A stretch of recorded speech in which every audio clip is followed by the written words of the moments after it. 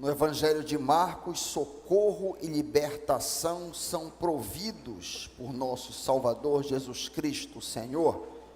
Ele tem poder e autoridade para fazer proezas, resgatando o pecador das garras do inimigo, socorrendo a alma sitiada pelo pecado e dando liberdade aos cativos. Amém?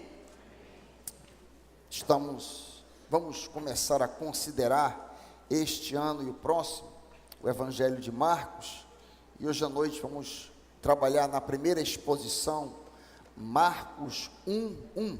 Vamos considerar apenas um versículo.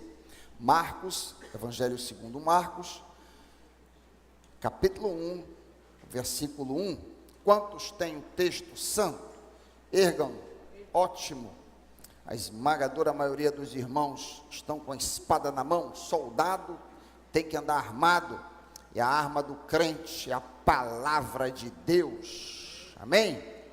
A arma do crente, a arma do Filho de Deus é a palavra de Deus. Marcos 1:1. Diz assim a minha tradução: princípio do Evangelho de Jesus Cristo, Filho de Deus. Pai querido, fala conosco em nome de Jesus. Amém. Este Evangelho foi provavelmente o primeiro, escrito aí entre 57 e 59, enquanto João é o último, escrito entre 80 e 90 depois de Cristo. A posição de Marcos no cânon, em segundo, na sequência, Mateus, Marcos, Lucas e João, deve-se provavelmente ao fato de que esse evangelho era considerado o resumo de Mateus. Agostinho de Hipona, por exemplo, diz o seguinte: os evangelhos foram escritos na seguinte ordem: primeiro Mateus, depois Marcos, terceiro Lucas e por último João.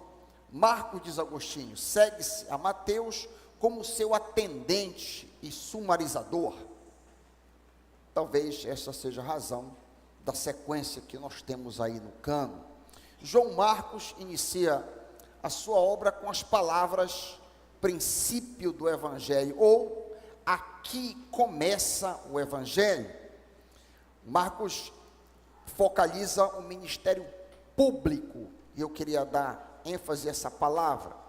Marcos foca no ministério público de Jesus. Se nós continuarmos a ler os próximos versículos, que é o que faremos domingo que vem à noite, nós vamos nos deparar com um primo, João Batista, pregador, missionário e profeta, chamando todos para que sejam batizados. E Jesus entra na fila e dá início assim ao seu ministério público. João chama que todos deem as costas ao pecado, mudem de atitude em relação ao pecado e se voltem para Deus, através de um batismo de arrependimento. Jesus entra na fila se identificando conosco, não que Jesus tivesse do que se arrepender, ele faz isso por se identificar com a raça humana, por dizer que ele é um conosco, e assim ele é batizado. Quando Jesus é publicamente batizado, ele recebe do Pai a voz de prazer público: este é o meu filho em quem eu tenho prazer. Até este momento, Jesus havia vivido de maneira irrepreensível diante do Pai. Seu período de treinamento privado acabou. Jesus até aqui obedeceu meticulosamente José e Maria, sendo obediente a ambos, ou sujeito a eles. Lucas 2:51.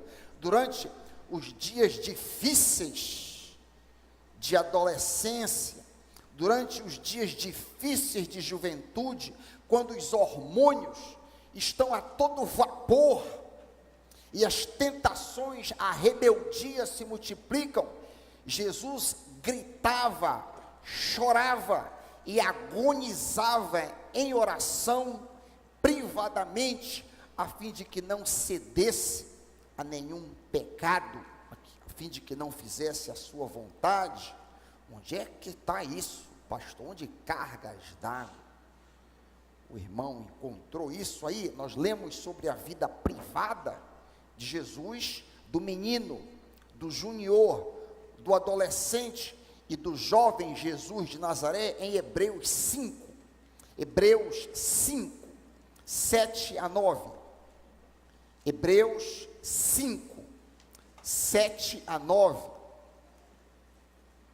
durante os seus dias na terra, que envolve obviamente do nascimento em diante, Jesus ofereceu orações e súplicas, está aqui, em alta voz e com lágrimas, para aquele que o podia salvar da morte, sendo ouvido por causa da sua reverente submissão.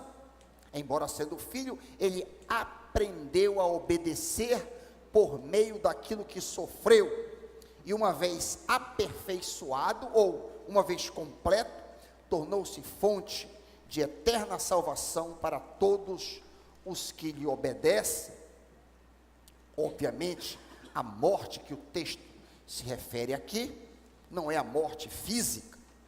Jesus fisicamente morreu. A morte que ele se refere é a morte espiritual. Um pecado representava morte, representaria morte espiritual para Jesus, mas ele não pecou, ele foi salvo da morte, ele foi salvo do pecado, viveu sem pecado.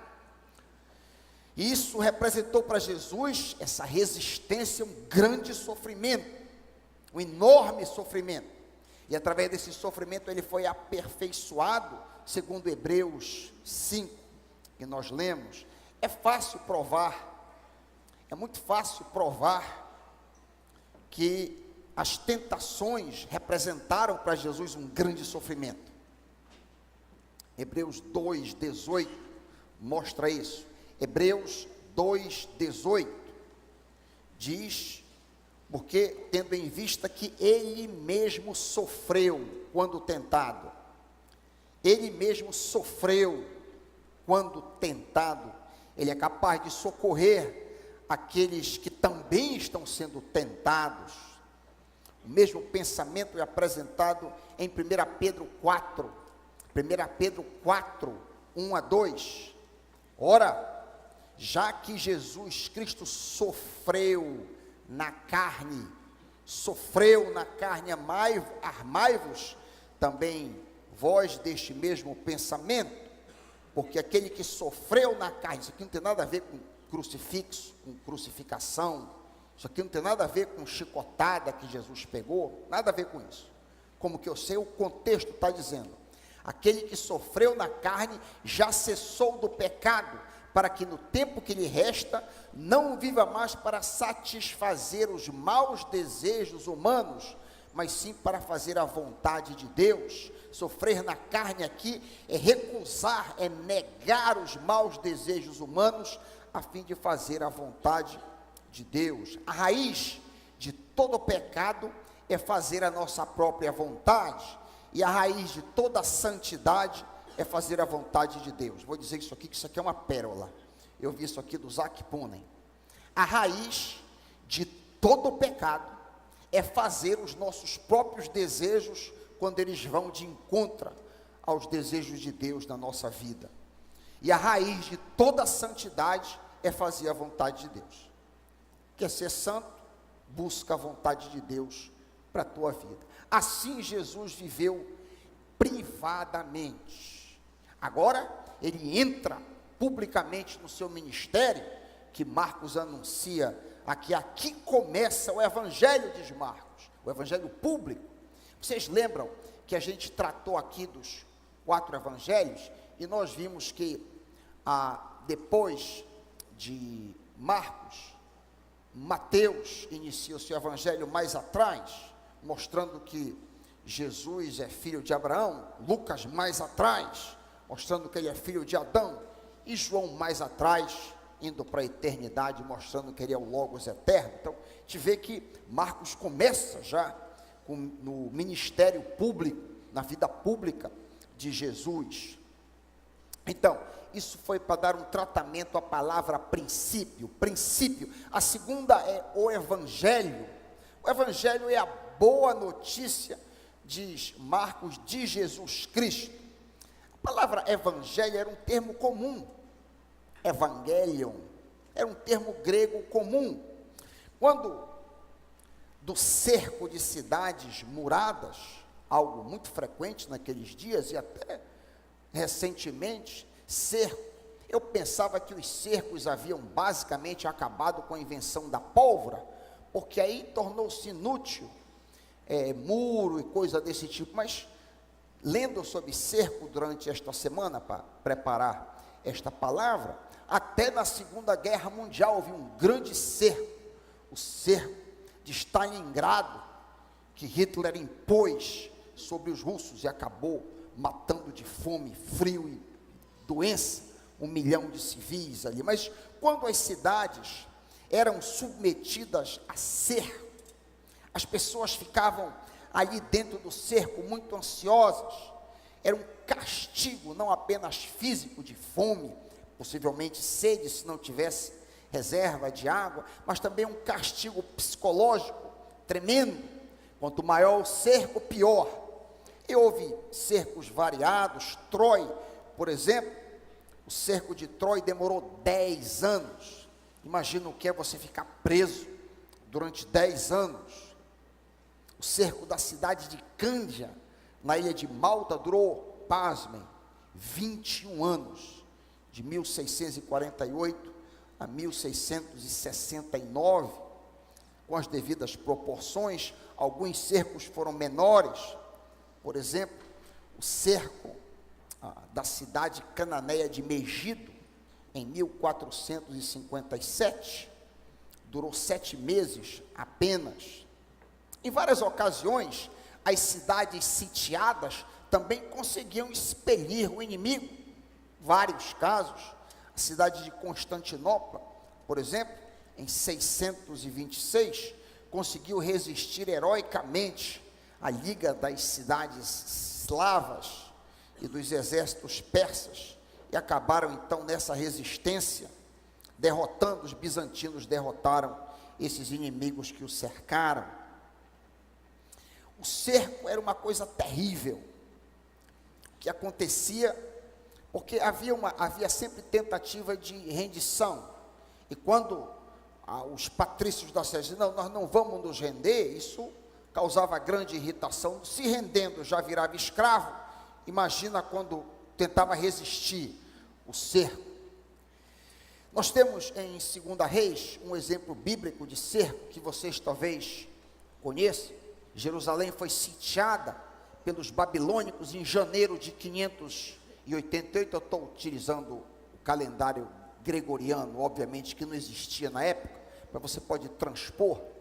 Em janeiro de 588 até julho de 586 a.C., 2 anos e meio de sítio, Jerusalém ficou com fome e sofreu barbaridade. A fome foi tão severa, diz a Bíblia, que as mães tiveram que comer os seus próprios filhos, porque não havia comida. Lamentações 4:10, Lamentações 4:10, com as próprias mãos, mulheres cozinharam seus próprios filhos, que se tornaram a sua comida, quando o meu povo foi destruído. Exemplo de barbárie e coisas terríveis que acontecem durante um sítio. Lemos ainda a respeito deste cerco, que Nabucodonosor, em 2 Reis 2 Reis 25, de 1 a 3, Nabucodonosor acampou em frente da cidade e construiu rampas de ataque ao redor dela. A cidade foi mantida sob cerco até o 11º ano do reinado de Zedequias. No 9º mês, a fome na cidade havia se tornado tão severa que não havia nada para o povo comer. É interessante que quando Jerusalém cai, acontece um cenário típico da época. O rei é chamado E aí então os amigos do rei, os nobres, os membros da corte são assassinados diante dele. Um a um, ele senta aí, ele é assassinado diante dele, e depois vem a família. Mata a mulher e mata os filhos diante dele. No caso de Zedequias, fura os 2 olhos também. Onde é que está isso, pastor? 2 Reis 25, 7. 2 Reis 25, 7. Executaram os filhos de Zedequias na sua presença, depois furaram seus olhos, prenderam-no com algemas de bronze e o levaram para a Babilônia. Isso era uma coisa comum no mundo antigo. Eu estou falando sobre o cerco, porque há um gancho importante no cerco. Às vezes, em alguns cercos, que aconteceu em cidades gregas, alguém escapava. Anos ali, alguém escapava e avisava uma cidade vizinha. Algum exército vizinho conseguia chegar. E aí então, um exército era montado para vir em socorro daquela cidade que estava no cerco, em grande aperto. As mulheres tinham os ventres grávidos expostos à espada e sofrimento geral. Vocês imaginam como que estava o estado de espírito do povo no cerco. Mas então, quando o atalaia, que estava na torre, via o exército amigo vindo de longe, ele gritava: Evangelion, Evangelho, boas notícias de socorro e salvação. É esta palavra evangelho, boa notícia de socorro, boa notícia aos cativos de Satanás, que são todos os seres humanos. Todo mundo que não foi liberto por Jesus Cristo, todo mundo que não entregou a sua vida a Cristo, pode até ser um religioso ou não, pode ser um ateu, pode ser um budista, pode ser o que for, é um cativo de Satanás, está preso, está acorrentado ao diabo. E o evangelho de Marcos é o evangelho das boas novas, da libertação em Jesus Cristo, segundo nós lemos aqui no versículo 1 do capítulo 1. Evangelho de Marcos, somos apresentados o socorro e a libertação providos pelo nosso Salvador, Jesus Cristo Senhor. Neste evangelho, Jesus tem poder e autoridade para fazer proezas, resgatando o pecador das garras do inimigo, socorrendo a alma sitiada pelo pecado e dando liberdade aos cativos. É interessante que depois da palavra evangelho, segue-se aí de Jesus Cristo. Você notou aí na linha? Evangelho de Jesus Cristo. Eu queria considerar as duas palavras, Jesus e depois a palavra Cristo. Jesus é o nome do Logos encarnado, da palavra, do verbo encarnado. O verbo não tinha um nome específico antes de vir a este mundo. Vocês lembram, eu já falei aqui, foi o anjo que disse, tanto a José como a Maria, que aquele que iria nascer será chamado Jesus.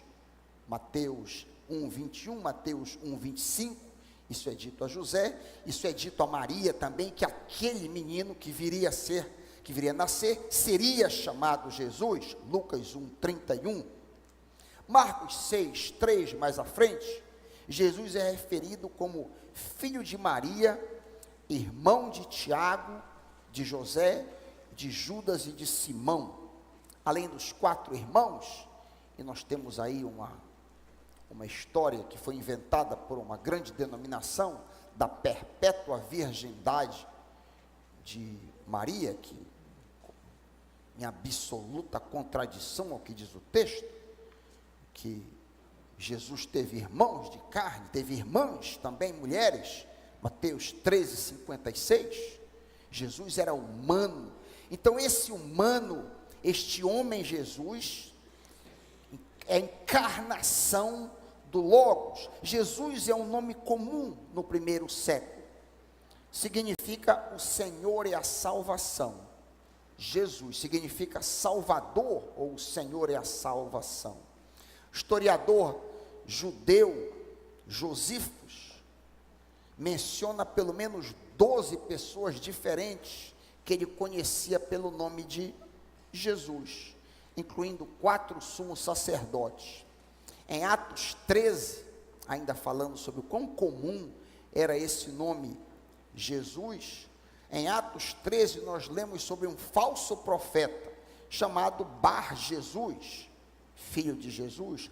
Em Colossenses 4, Paulo menciona um dos seus ajudadores, Jesus, conhecido como Justo. Alguns manuscritos antigos do Evangelho de Mateus chamam o ladrão solto por Pilatos de Jesus Barrabás.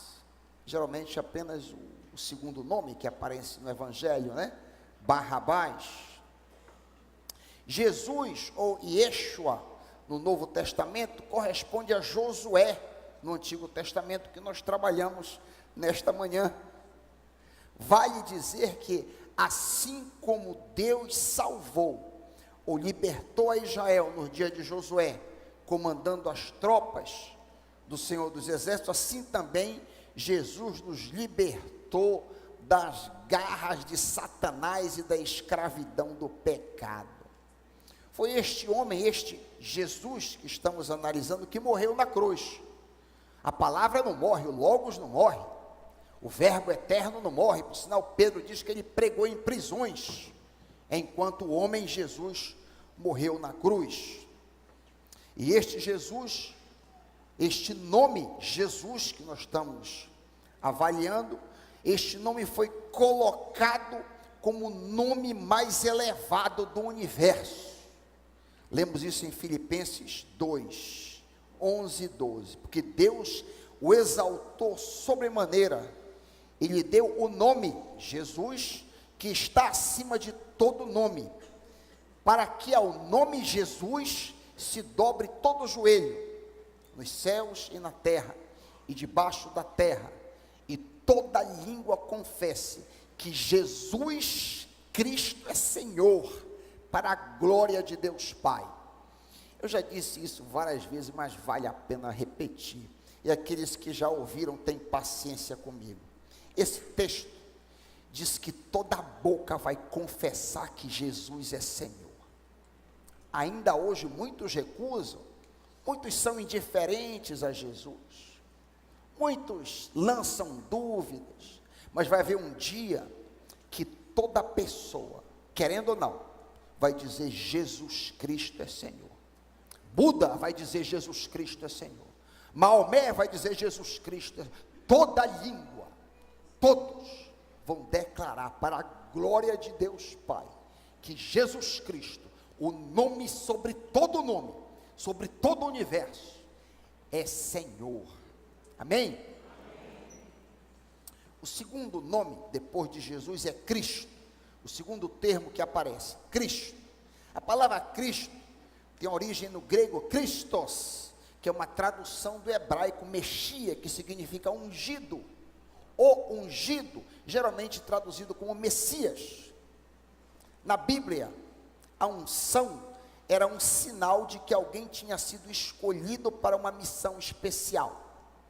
Das Escrituras, a unção era um sinal de que alguém foi separado para uma missão. Vários exemplos poderiam ser dados. Por exemplo, Davi é ungido para ser rei de Israel. Ele foi dedicado, ungido para liderar o povo de Deus de maneira correta. Onde está isso? 1 Samuel 16, 13. Samuel apanhou o chifre cheio de óleo e ungiu a Davi na presença de seus irmãos. A partir daquele dia, o Espírito do Senhor apoderou-se de Davi.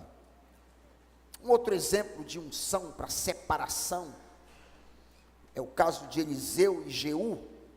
Jeú foi ungido também como rei de Israel para fazer a vontade de Deus, e Eliseu foi ungido para ser profeta de Deus. 1 Reis 19, 16. Ainda outros exemplos, tantos, de unção, Arão e seus filhos, ungidos como sacerdotes para servir no tabernáculo, Êxodo 40, 13 a 15, diz Deus a Moisés: vista depois Arão com as vestes sagradas, unja-o, consagre-o, para que me sirva como sacerdote. Traga os filhos dele, vista-os com túnicas, unja-os, como você ungiu o pai deles, para que me sirvam de sacerdotes. A unção deles será para um sacerdócio perpétuo. O Messias ungido era o Salvador do mundo, ungido de Deus. Os judeus e outros povos aguardavam ansiosamente esse ungido que viria, o Cristo que viria, que traria a restauração e salvação a todos os povos. Esse Cristo daria ânimo aos tristes. Esse Cristo, esse ungido que viria, tiraria aqueles que estão sofrendo do luto. Isso está em Isaías 61, 1 a 3. O Cristo seria também um grande príncipe, ungido seria um grande príncipe, mas também deveria morrer, segundo as expectativas do Antigo Testamento. Morrer para quê, pastor Raik? Morrer para a salvação de nossos pecados. Daniel 9, 25 a 26. Daniel 9, 25 a 26. Saiba e entenda que a partir da promulgação do decreto que manda restaurar e reconstruir Jerusalém, até que o ungido, que o Cristo, o líder venha, haverá 7 semanas e 66 semanas em seguida. Ela será reconstruída com ruas e muros, mas em tempos difíceis. Depois de 62 semanas, o ungido, Cristo, será morto, e não haverá lugar para ele. Então a expectativa era que o Cristo devia morrer, como aconteceu com Jesus, o nosso Cristo. Quando Jesus veio ao mundo, ele foi reconhecido como Cristo. Vocês lembram que nós trabalhamos durante o Natal a definição de Jesus em Mateus 16, 16? Vocês lembram que Jesus perguntou aos seus discípulos: o que é que o povo está dizendo que eu sou? E eles disseram: é João Batista, é Jeremias, é Isaías, é isso e aquilo. E vocês? O que é que vocês dizem que eu sou? E Pedro, em nome dos apóstolos, disseram: tu és o Cristo, tu és o Messias que havia de vir. Isso é o Cristo. Jesus também disse, Jesus afirmou especificamente que ele era o Cristo, no diálogo clássico com a mulher samaritana, em João 4, 20 a 26, João 4, 20 a 26, quando a mulher pergunta: mas vem cá, onde é correto adorar, em Gerizim ou em Jerusalém? E Jesus disse: está chegando o momento que não é uma questão de lugar, é uma questão do coração. Não é em Gerizim ou em Jerusalém, não é nem na igreja batista, nem na Assembleia de Deus, não é nem na igreja presbiteriana, nem na igreja católica, não é nem nessa, nem naquela igreja, no coração, porque o Pai procura adoradores que o adorem em espírito e em verdade. E ela fica chocada com aquela afirmação belíssima do Senhor Jesus.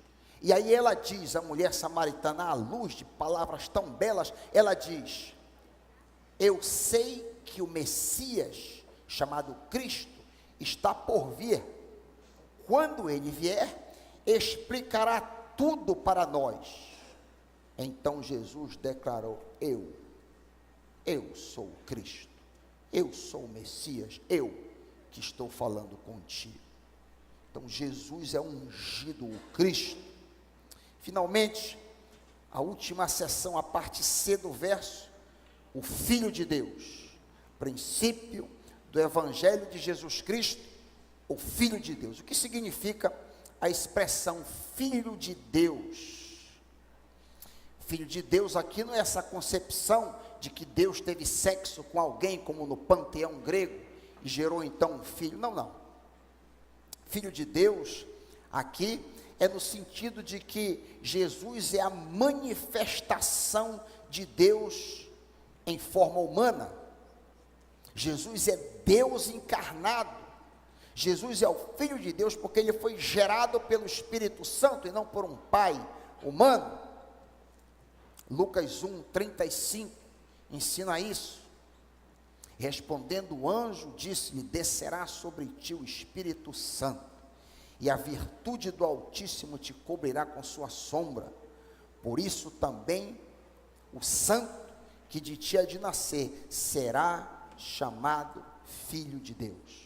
Filho de Deus é a expressão divina em carne humana, Jesus Cristo.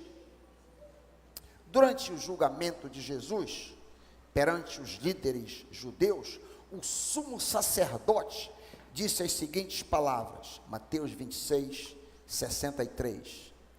Mateus 26, 63. Conjuro-te, disse o sumo sacerdote, te faço jurar pelo Deus vivo, que nos diga se tu és o Cristo, o Filho de Deus. E Jesus respondeu: tu dissestes bem. Jesus diz: eu sou Deus encarnado, eu sou o Filho de Deus. Não é um líder religioso, mais um profeta, mais um, não. Jesus não é tem vários caminhos, e Jesus é um, não. Jesus é Deus que criou os céus e a terra em forma humana, encarnado. O cristianismo verdadeiro é o único caminho que leva a Deus. Não é uma questão de igreja, não é uma questão de religião, não. É Jesus Cristo, Deus encarnado, não um caminho, mas o caminho. A verdade, não uma verdade, a verdade encarnada e a vida. Jesus Cristo, Filho de Deus, o eterno Deus encarnado. Perante Pôncio Pilatos, durante aquele julgamento marmota que foi feito com Jesus, diante dele, disseram-lhe os judeus: nós temos uma lei, e segundo a nossa lei, ele deve morrer, porque se fez, e está aqui a expressão que nós estamos analisando, ele se fez Filho de Deus, João 19:7. Por que o fato de se afirmar como Filho de Deus seria blasfêmia e digno de sentença de morte? É a pergunta. Por que razão? Porque os líderes judeus entenderam que Jesus estava se chamando de Deus. Eles entenderam perfeitamente isso. Liberais querem rebaixar Jesus para fazer ele um profeta, um líder apenas. Jesus não aceitaria isso. Jesus concorda. Ser filho de Deus é ter a mesma natureza de Deus, é de Deus, filho de procedência de Deus. E a afirmação era blasfema, por isso Jesus morreu. Essa foi a acusação principal levantada contra Jesus Cristo. Hebreus 1:3 diz isso de forma expressa e explícita, o qual Jesus Cristo, sendo o resplendor da sua glória, é a expressa imagem da sua pessoa. Você quer saber quem é Deus, o Deus Criador? Olha o rosto barbado do Nazareno, Jesus. Quer entender a Deus? Olha para Jesus. Quer saber a opinião de Deus? Olha a opinião de Jesus. Jesus é Deus. E a maior assertiva, a maior certeza que você pode ter de que Jesus era o Filho de Deus, é o Deus encarnado, e eu concluo, está em João, capítulo 1, versículos 1 e 14, no princípio aquele que é a palavra, que é o verbo, estava com Deus e era Deus, e aquele que é a palavra tornou-se carne, e viveu entre nós, vimos a sua glória, como do único Filho do Pai. Jesus Cristo é o Filho de Deus eterno, aleluia. não é religião, é Jesus Cristo, Filho de Deus. No Evangelho de Marcos, socorro e libertação são providos pelo nosso Salvador Jesus Cristo, Senhor. Ele tem poder e autoridade para fazer proezas, resgatando o pecador das garras do inimigo, socorrendo a alma sitiada pelo pecado, dando liberdade aos cativos. Você já recebeu essa liberdade? Você que é prisioneiro de Satanás, que nunca entregou a sua vida a Jesus, você já recebeu a liberdade dos filhos de Deus? Você já foi livre, você já foi liberto. O Evangelho é essas boas notícias, é o Evangelion, é as boas novas de salvação, do aperto do pecado, da escravidão do pecado. Imagina aqui a cidade sitiada, com todos os seus medos. Tu queres ser liberto, tu não queres ter medo da morte? Só Jesus pode dar essa liberdade. Religião não pode dar essa liberdade, só Jesus pode dar essa liberdade.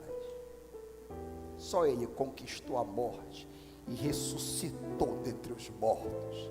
Buda não ressuscitou dentre os mortos, Maomé não ressuscitou, Jesus Cristo voltou dentre os mortos, e nós vamos ressuscitar com Ele. Você já recebeu o Senhor Jesus como seu Salvador e Senhor? Você já abraçou Jesus? Se não, por que não? Por que não? Se você não, o que é que você ganhou por ter rejeitado Jesus? Você rejeitou, você já ouviu a mensagem? É possível que você já esteve em outras igrejas evangélicas e você já ouviu a mensagem repetidas vezes, mas você continua. O que é que você ganhou? Pergunte para você: qual foi o dividendo que você obteve por ter recusado Jesus? Quando você estiver diante do trono do Pai, você não vai poder dizer que você não ouviu a mensagem de salvação. Você não vai poder alegar inocência. Você ouviu claramente que você precisa ser perdoado dos seus pecados e ter a sua vida salva. E só Cristo pode fazer isso. Há alguém aqui que deseja entregar a sua vida para Jesus hoje à noite? Começar 2019 diferente.